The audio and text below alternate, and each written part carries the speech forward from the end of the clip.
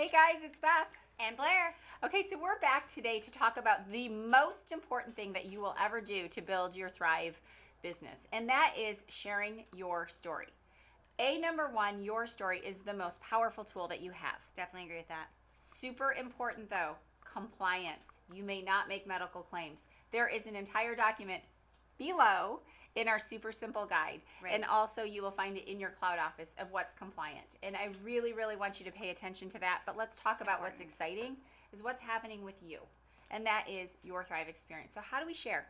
So first and foremost, you want to talk about how you felt in that first week on your Thrive experience.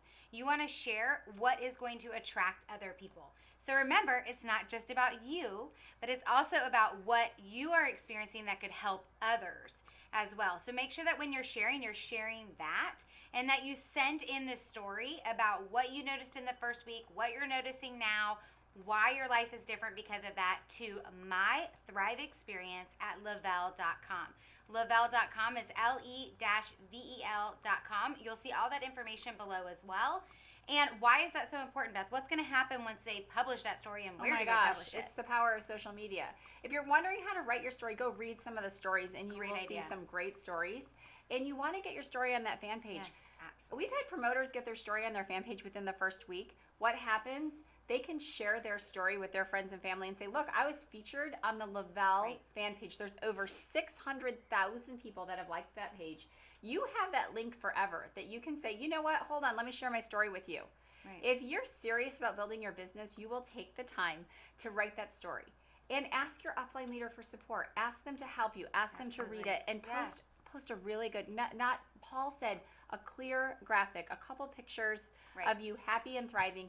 Get it on the fan page. And then the other thing I want to talk about with your story is having your story ready to go to share. Before Thrive, I was tired, exhausted. I was in a mental fog. I wasn't feeling great. I was feeling really old. And I kept seeing posts. I mean, I am old, but I was feeling ancient. So I like to say before Thrive, and then you can say after Thrive, I was, and you are hitting on people. Everybody's tired, exhausted, worn out. Everybody needs the Thrive experience. So practice your story, your elevator pitch when someone says, what is Thrive? All I know is this is how I feel.